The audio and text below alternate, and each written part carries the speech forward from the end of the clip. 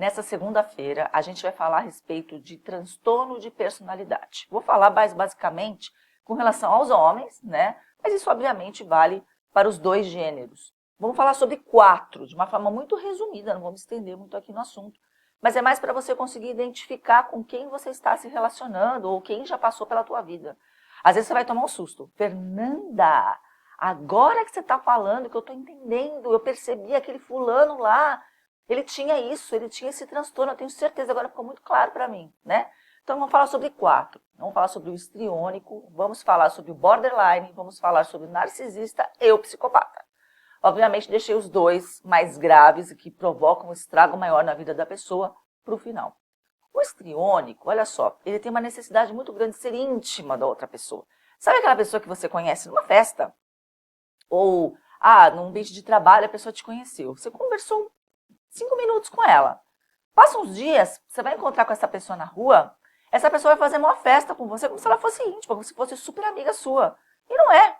No relacionamento afetivo, por exemplo, a pessoa mal te conhece, mal sentiu o cheiro do seu chulé, do seu mau hálito, já está falando de casamento e filho. Chega a ser até um pouco assustador. Normalmente apresentam mudanças de humor, assim como o borderline também, mas de uma forma um pouco mais sutil, né? Eles têm uma necessidade também de ser o centro das atenções, o que se confunde um pouco com o narcisista, que também adora um aplauso, mas de uma forma muito mais expressiva, tá? Esse é o histriônico. O segundo caso que a gente vai falar aqui é o do borderline. O borderline é assim, eles sentem um vazio muito grande dentro deles, também passam por mudanças de humor muito bruscas. E em busca do preenchimento desse vazio, quando a gente está falando do relacionamento, seja afetivo, relacionamento afetivo entre duas pessoas, ou mãe e filho, por exemplo, e tal, a pessoa fica tentando preencher aquele vazio. Então, quando ela encontra uma outra pessoa, ela vai exigir mundos e fundos daquela outra pessoa. Né? Aquela pessoa vai ter que suprir as necessidades dela. É como se ela não tivesse identidade. Ela precisa da identidade da outra pessoa para se preencher. E aí, obviamente, começa a sufocar aquela pessoa demais, porque exige o impossível, né? Nunca está satisfeita com aquilo que tem, ou que aquela outra pessoa está pronta para dar, de repente, né? E aí, na hora que aquela relação acaba, que ninguém aguenta, na hora que aquela relação simplesmente acaba, termina, aquela pessoa vai para o fundo do poço com muito mais intensidade. E é como se ela não existisse sem a outra pessoa, sem a figura da outra pessoa, tá? Esse é o borderline. O terceiro tipo é o narcisista, que a gente já conversou aqui outras vezes. Mas eu percebo que existe um pouco de confusão entre narcisista e psicopata. Fernanda, o psicopata, por exemplo, ele pode ser narcisista? Eu tenho aqui para mim que quando a pessoa é psicopata, ela é psicopata. Quando ela é narcisista, ela é narcisista. Quando ela é borderline, ela é borderline. Porém, tem algumas características que você pode identificar na mesma pessoa, mas não significa que ela tenha vários transtornos, né? Mas você pode identificar, né? O narcisista, ele também gosta de ser o centro das atenções, ele gosta de aplauso.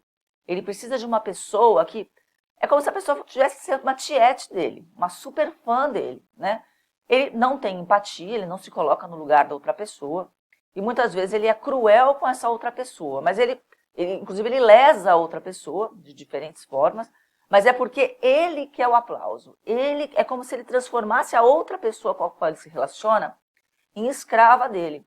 E muito comumente existe um triângulo amoroso. Por quê? Essa necessidade de aplauso, essa necessidade de aprovação, de ser maravilhoso. Normalmente eles são extremamente arrogantes e prepotentes, se acham melhor que todo mundo. E normalmente o que eles fazem? Eles inferiorizam a pessoa com as quais eles se relacionam. Então, você imagina o estrago disso no relacionamento afetivo com o narcisista. Ele vai, a todo momento, ele vai tentar puxar você para baixo. Ele vai tentar te diminuir, te inferiorizar, e ele lá em cima. Então, você pega uma pessoa mais desavisada, que tem dúvida com relação à autoestima dela, ou quem ela embarca nisso, ela vai acreditar naquilo que a pessoa estava falando. Normalmente, o que a gente observa? Bombardeio de amor logo no começo. Por quê? Porque eu tenho que conquistar aquela pessoa. Eu tenho que conquistar a confiança dela. Eu tenho que provar para ela como eu sou maravilhoso. Então, você pega aquela mulher que está louca para arrumar um namorado e aparece aquela pessoa maravilhosa, longe de qualquer suspeita. A vida dele muitas vezes foi um drama. Ele foi injustiçado pela ex-mulher dele que prejudicou. Ele é sempre a vítima da situação, né? E comumente, a gente quer tanto que dê certo, que a gente faz o quê? A gente compra a ideia. e começa a defender esse tipo de pessoa, né? Então, esse é o narcisista, gente. O psicopata é um pouco pior. Inclusive, a gente identifica graus diferentes, né? Por exemplo, o estelionatário, ele é um tipo de psicopata. Ele é considerado psicopata leve. Eu não acho muito leve, né? Porque te lesar financeiramente, por exemplo, né? Sem levar em consideração nada, os compromissos que você tem, a vida que você tenha. Pois é, principalmente aqui no Brasil, né? Estelionatário dificilmente vai preso. Quando vai preso, fica muito pouco tempo preso e dá cesta básica. O rapazinho do Tinder lá, o doido do Tinder, sabe quanto tempo ele ficou preso? 5 meses, depois de todas as mulheres que ele lesou. 5 meses ele sai, já obviamente já vai arrumar uma outra namorada, já arrumou até, né? Que vai defendê-lo, que vai dizer que ele não é isso, que armaram para ele, não é bem assim, né? É uma coisa meio Guilherme de Pádua, né? Um coitadinho, né? Não premeditou nada. É vítima, né? A gente nem sabe quem é a vítima aqui. Então, o estelionatário, ele é um tipo de psicopata também, tá? E tem os psicopatas, obviamente, que matam, né? Mas a gente convive, muitas vezes, com psicopatas próximos a nós e a gente não se dá conta, porque a gente sempre acha que está longe da gente, né? São pessoas muito manipuladoras, são pessoas que seduzem com muita facilidade, né? São super sedutores. E eles têm uma frieza que eles estudam você.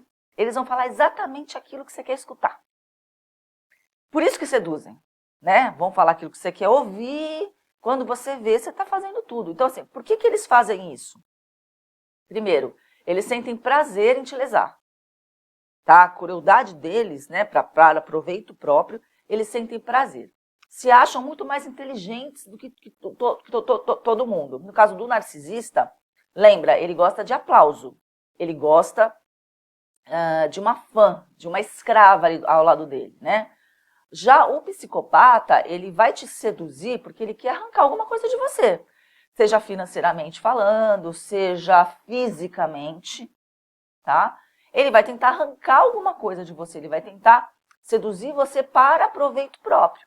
Você entendeu? Ele não tem nenhum tipo de empatia, não tem sentimento, é algo que não tem cura, né? A pessoa já nasce assim. No caso de crianças, por exemplo, a gente percebe um traço de psicopatia quando é aquela criança que tem prazer em maltratar os animais.